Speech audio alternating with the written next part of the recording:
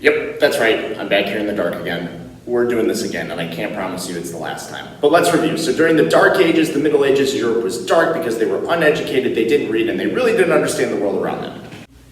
And then suddenly one light went on in Italy in the form of humanism, the start of the Renaissance, a return to classical Greek and Roman styles that kind of made Italy, at least, a little bit smarter. But then another light went on in the north called the Northern Renaissance, and people started to actually read. And with the printing press, education now became a standard throughout most of Europe. Throw in the events of the Reformation, and the church has been challenged, and now people are starting to think for themselves within these humanist worldviews. But as you can see, it's still not 100% bright in here. That's because there's one thing that Europe still didn't have, or it completely ignored. That's right, science. I'm not kidding. Europe had no science whatsoever, and that's a crazy concept, but it's true. That all changed at the end of the Renaissance in the 1600s in what is now known as the Scientific Revolution. It's how Europe gets smart, or at least actually takes some steps in that direction. Still not going to be 100% bright.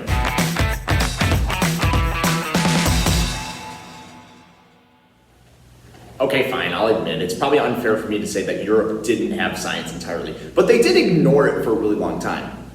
What's that? What's science? That's a great question. We should probably unpack what science actually is first. Science, simply put, is an understanding of the world around us, how things work, why things are the way that they are, specifically through testing and observation. That's why we do so many experiments and tests in science classes. It's all about finding understanding and understanding how things work. And from that, we get all sorts of different things. Besides just knowledge, we also get technology. We're able to make things easier with this newfound understanding. But this is something that didn't really go on in the Middle Ages. The Greeks and Romans did a lot of sciencey things, if you will, but the Middle Ages, they didn't. They just trusted old authorities. They just believed something because it was told to them, especially if it was told by the church. Remember how much power the church has, especially in Europe during the Middle Ages. Maybe the best example of this is the theory of how the universe was set up. Seriously, look at this. Here's a map from the Middle Ages of what the solar system and universe supposedly was. Yikes. Did Kyrie Irving make that map or what? If you can't tell, it shows that the Earth is the center of the universe. This theory is considered to be the geocentric theory, right? Earth being the center. And it was an idea that was promoted by old scientists as well as the church because it fit this narrative that man was super important and because people are on the Earth and it's God's number one creation, that of course everything else would revolve around the Earth. And it explained why the sun rose and set every day. Now, you and I know that that's not true, but because it was popularized by different individuals, everyone tended to believe it. This was also made popular by a famous scientist from Egypt and Greece named Ptolemy. That's right, the P is silent.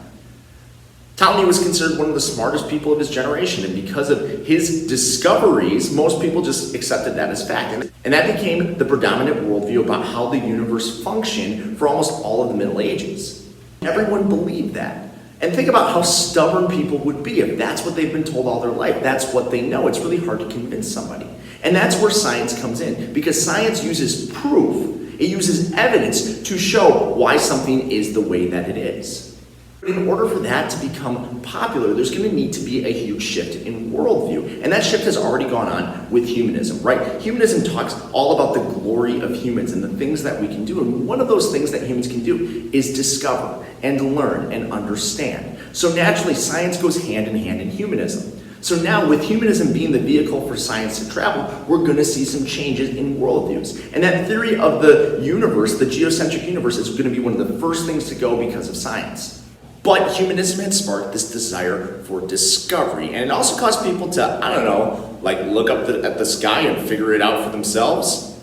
There's a lot of people who kind of attack this geocentric universe and make their own discoveries, but two are really important. The first is Nicholas Copernicus. He was the first to truly theorize the idea of a heliocentric universe, that the sun is the center of the universe. And he did that by observing things like the moon, as well as the sun and some other planets. For the most part, he was rejected early on. People thought he was crazy because he was one of the only people who was refuting everything that everyone had believed. And the church condemned him too, so that doesn't help. Another scientist came along who you are probably very familiar with, Galileo. Galileo proved the heliocentric theory. So no longer is it a theory, it becomes a law in science when you have evidence to prove it. And he does it by looking at Jupiter. Jupiter has several different moons, and as Galileo observed the moons orbiting around Jupiter, he was able to theorize and eventually prove that the same thing was true with the Earth, but revolving around the sun. Now, Galileo was actually forced by the Catholic Church during the Inquisition to recant, because again, the church isn't looking so hot during the Reformation. Now they also have scientists going after him. It's a bad time.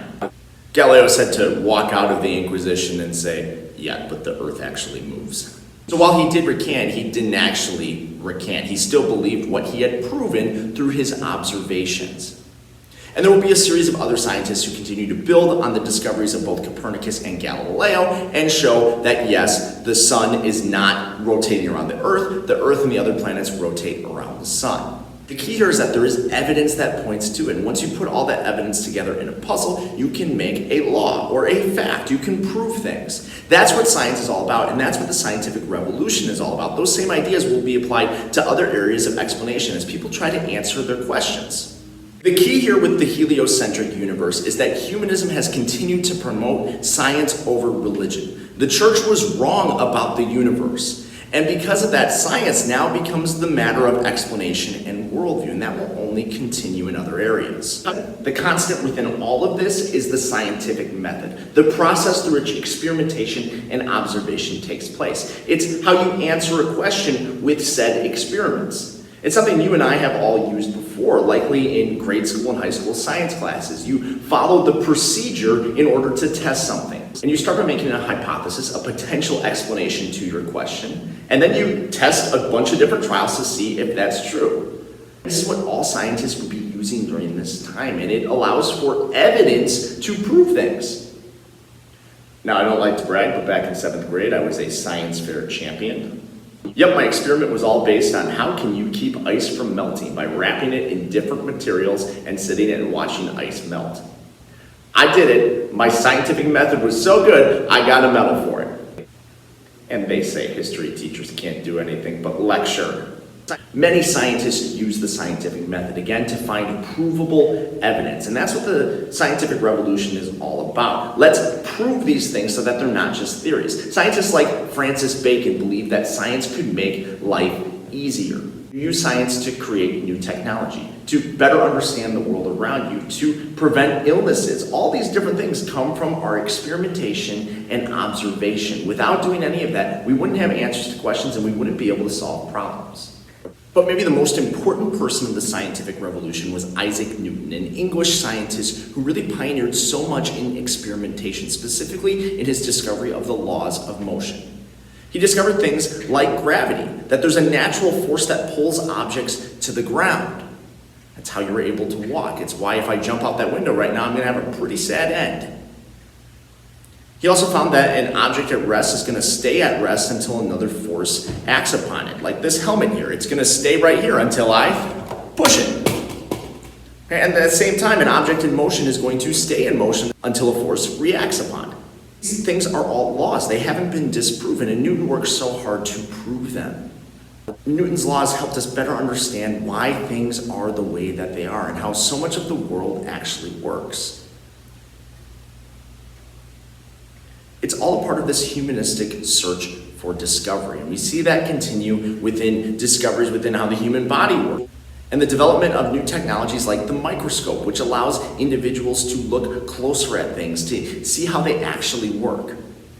In chemistry, we'll start to understand that there are smaller substances that we can't see that make up everything. And when you combine them, you can make other things. All of this comes together not only under the scientific revolution, but under the Renaissance and humanism. There's a search for provable knowledge. People aren't just trusting what is told to them anymore. The church is not the sole authority over everything because the church has been proven to be wrong, not just about theology, but also about science and life. And so now people are searching for provable knowledge for themselves. They need evidence to believe it. And that's not necessarily a bad thing. If I have the evidence, I can probably convince you of something.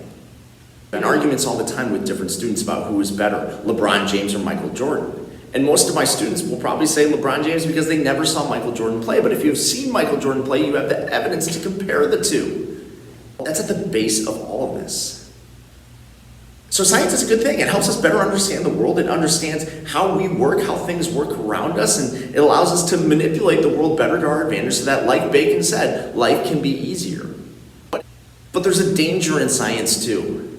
What if science is wrong? That's right, SIWS, science is wrong sometimes. Don't believe me? Let me prove it to you.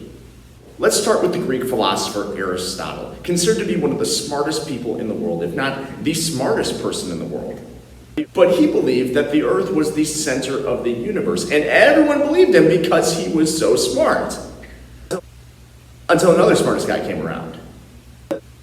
That's Galileo. And Galileo, by looking at Jupiter and all that we already discussed, proving that the earth is not the center of the universe, making Aristotle and everyone believed him a moron. But then, of course, Galileo thought that comets and asteroids were actually just optical illusions, and that the moon had no actual impact on the tides and some other crazy jacked up things. And everybody believed that because he was so smart. But as we know, he was also wrong, making him and everyone who believed him a moron. But then, maybe the smartest guy of all is born, Isaac Newton. And he blows everybody's minds talking about motion and physics and all of that good stuff. But he also believed that you could turn metal into gold, and he died eating mercury, making him and everyone who believed him a moron. So as you can see, science is a liar, sometimes. The reason I bring this up is so many people want to debate whether it's better to believe in religion or science. And the truth is they can go together. In a lot of ways, science can confirm religion. But to just believe in science and disprove God actually puts your faith in science. You have just as much faith in science as a Christian would have in God. And guess what? Science can be wrong. Now, based on everything that's been proven to me through both science and through the revealed Word of God, it's pretty clear to me that God is real. I'll be honest with you, I don't have enough faith to believe in science all the time. Now, when evidence proves it, sure, science is a great tool. But the issue here is that people are going to begin to believe in science more so than God. And that's going to cause an even bigger shift in world history. Some people will believe that the world is just getting smarter, and that's only going to continue to happen. Yet some people would say that the world is becoming even more secular, and that's a bigger issue. But that's a story for another day. Thanks for watching. We'll see you next time.